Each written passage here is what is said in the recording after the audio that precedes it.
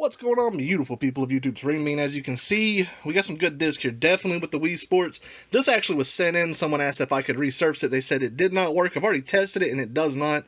I got a Animal Crossing here. We got 3 Wii Sports, and definitely want to get these resurfaced because they are looking rough. The way I'm going to be doing that today is with my JFJ Easy Pro Resurfacer. I know some people absolutely love that machine. Some people struggle with it. Some people hate it. I'm going to show you guys how I get this looking like they should with this and some tips and tricks, because as you can see, these things are rough. And you definitely want to get these things listed as quick as possible, just for the fact that, you know, the prices on Wii Sports are so high right now. So sit back and relax. We need to make some money. Let's do it.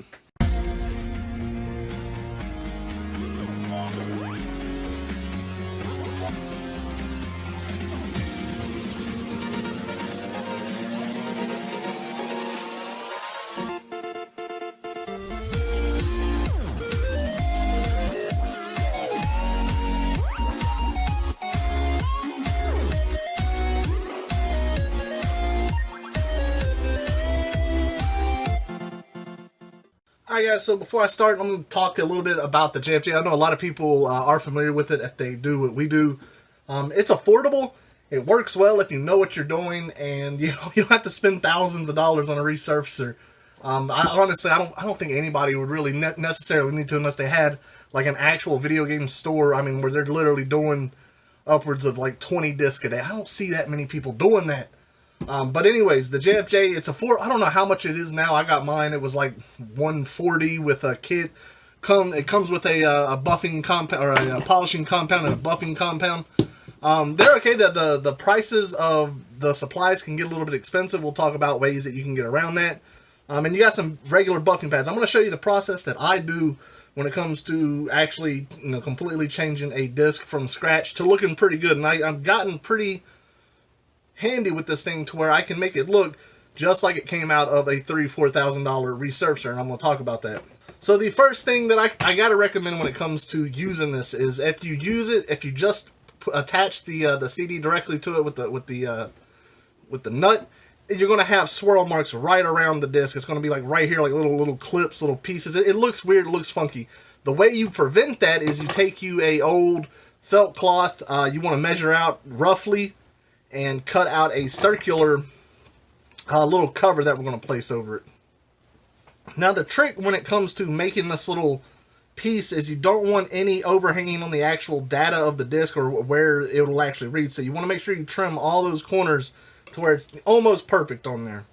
Alright, once you got that, the only thing you got to do is cut a hole right in the center where it can attach to the actual bolt that's sticking out of here that's going to hold on to your disc.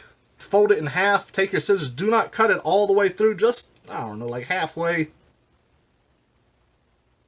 And then fold it the other way and do the same thing. It's going to make like a little X, little plus sign, and that's going to give you enough room.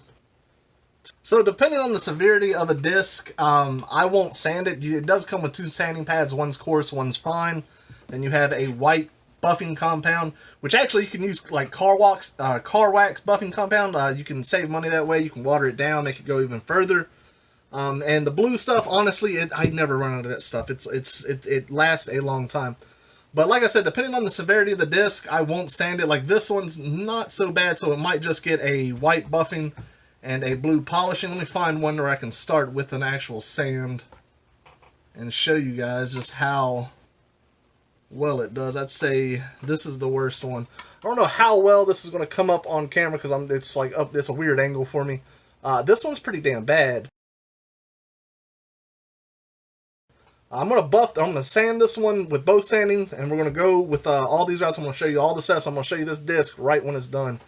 So we're going to start with the coarse, and I usually try to mark it with like, a little Sharpie right in the middle so I won't forget it. We're going to open up our JFJ, unscrew that, and then we are going to put, was it this one? Yeah. Put your disc on it, and then put that over top of the disc, and then the bolt on top, or the nut on top. That's how you want to do it. That way you're going to prevent those swirls that come around. Alright, so we're going to start with the coarse. Let's go ahead and do that. I only do it for 10 seconds at a time. That's all it needs. Alright, pad 1 is done. Moving on to the finer grit sandpaper for an additional 10 seconds. All right, with that done, one thing you always need to do too is always check your bolt, make sure it's still on there, and sometimes it can get loose. We're going to pull that out. Now, this is one thing a lot of people mess up on when it comes to using the JFJ. These aren't wet enough, and you don't want to just completely waste all your product. You don't want to use all your, your compound they buy. This stuff can be pricey. What I do, and this is what I recommend, get you a spray bottle. This is just water. It kind of looks like it's red because of the label, but get you a spray bottle. We're going to spray this a few times and then apply our compound. Alright, so once this is sprayed, we're going to apply some compound. And whenever I do it, like if I got a handful of discs, I got 5 here now. I'm generous with the first one. I kind of go all the way around it here. And this is, I'm telling you, there's so many key secrets. I'm going to take some of this that's left over and I'm going to actually rub it onto the disc itself. So let's go ahead and smear this around. And then I'm just going to take the extra that I have and just actually apply it to the disc itself. Alright, with that said, I try to wipe my hands off. I know I'm using, I could be using a tool, but this is how I've always done it.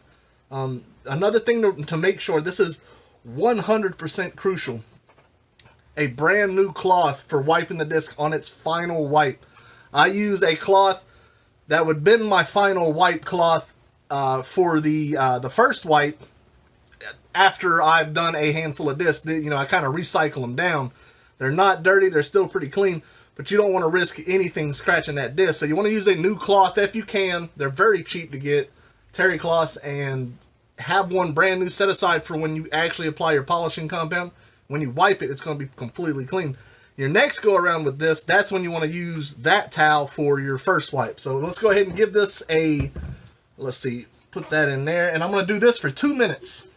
Alright guys, so its 2 minute cycle is done. I went ahead and prepped this one, same style. I just sprayed it a few times with the water bottle and then apply it. The blue stuff I actually never put on the actual disc. There's no need to. This stuff, it stretches so far. There's no need. I never had to. So with this up, I'm going to double check, make sure it's nice and tight. And then I'm going to take the cloth that I told you about, and I'm going to be very careful. I'm going to get off the residue, the white residue that's still left on the disc. The instruction manual tells you not to do it, but this is what I do, and I'm telling you, you're going to see the results. Alright, so we're going to take our pad out, put our blue one in. I'm only going to give this one a minute cycle. Usually when it comes to the polishing side of things, I only do a minute. Most of the time I do a minute for the white, but this disc was pretty bad. So let's go ahead and finish it up with a minute, and you're going to see how this disc looks. Alright guys, it's done. So now the time is to be really careful with it. You don't want to add any scratches because you done took all that time to take them off. Be very careful when it comes to pulling off that little felt piece. That way you don't rip it and you can reuse it. As you can see, when it comes out, it looks just like this. It's looking good so far, but now we got to get this remaining residue off. And this is when you bring out your new towel, and you want to be super careful. I start right in the center. I use kind of like my finger as a pointer here. I get that center gunk off, and then I kind of move over here to the side and start wiping this off gently. And once I get majority of it off, that's when I can finish it like a good proper buff here. And as long as you got a new towel, you're not going to scratch this thing. People will use old towels. They will scratch them up. You get one little piece of something in here, and you're just rubbing that all over. I'm going to be very careful with this, and it's going to go right back to where it was. You don't have to do I ain't going to say you don't have to, but when you have a new towel, you can do the full wipe like this, and it's just fine. And there it is. That disc looks very good. I don't know how well. Let me stand up so I can kind of get this on camera. Look at that disc. Those are the results you want with a JFJ. I don't know how people are messing them up. I know some people are, they have swirls all, and there's no swirls in that. That game looks very good. Also, make sure you'll have residue on the top. Wipe that off before you stick it in the system, because that stuff's going to get on the rails in the system. It's not going to be good. But look at that, guys. You see the results. Follow these tips, and you using the JFJ, you're not going to have a problem. Make sure the pads are wet, that you have the most important piece, which is that, and your games are going to come out just as good as this. And the final thing you want to do with it, grab you a sleeve.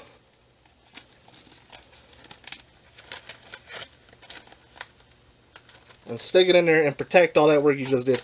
So the JFJ does do GameCube games. You just have to buy this special little backing plate. And it comes with the wrench to actually remove this, the original backing plate, and put that on there. That way, because as you can see, I actually got special pads for it. It wears pads down a little differently than it does, obviously, for one of the bigger size discs. So I like to save these pads only for GameCube games, and I'll do the GameCube games last. But I think that's what'll be fun at the end of this video. We'll go in there and test these games, see if I got any of them to work. Especially the Smash Brothers. Like I said, someone sent this in. I don't mind if someone sends a game in. They just pay for shipping and return shipping. If it gets, to be more than one or so, I actually will charge, but I don't mind trying to help them out. I say, listen, if a game is working, and this is how I feel about any game that's working. If it is working, you are able to play it all the way through with no problem, there's no reason to resurface it. This one doesn't, however. I actually tried it before I came out here just to double check, because I always hate risking the chance of messing a game up. So once I get these other copies of these games here nice and shined up, we'll head into the game room, test these games out. So anyways, I'm going to finish this up, but hopefully these tips have helped you out. I know a lot of people have been asking, like, how do you get the results that you do?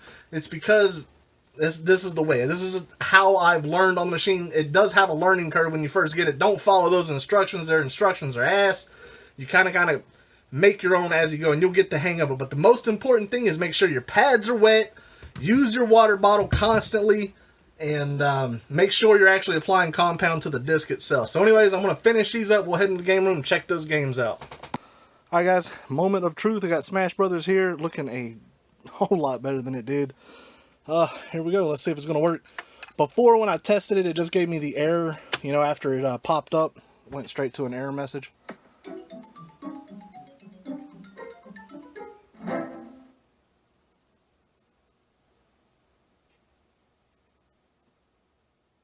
Oh, I didn't even put a memory card in there, son of a gun.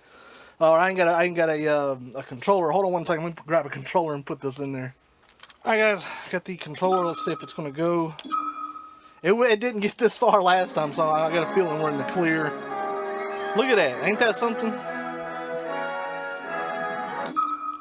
ahead and get it going. Let's hear it. Let's hear it. Melee.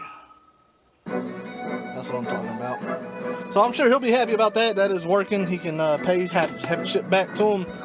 And let me turn this off here. So I got these other games to test out. I'm not going to show them all. I'll let you know here in a second which ones of them worked, which ones didn't. Hopefully they all work, but give me 1 second here. Alright guys, next game on the roster here, we got Animal Crossing. Let's go ahead and see what it's going to do. Which I got a feeling it's going to work. I'm telling you, that JFJ pays for itself. It will make you money. You just got to know how to use it. Look at that. That's what I'm talking about. So anyways, to test these Wii games, I got to hook up the Wii. I'm not going to show all the Wii Sports. You guys don't want to see all that, but I'll take my word for it. The machine works perfectly. As long as you know how to do it. There are some steps that you got to take. If you miss those steps, you're going to end up with a bad resurfacing job. But anyways, guys, I hope y'all enjoyed this video. And to everybody out there in this wonderful world, take care. Enjoy the rest of your day. Appreciate that. Mr. Daniel Turner. Renebean sent you an important message on my phone. I did hear it go off. Let's see what Renebean sent me. Wow, really? Okay. That's really important, Renebean. I can't show that on the screen. That would get me banned off of YouTube real quick.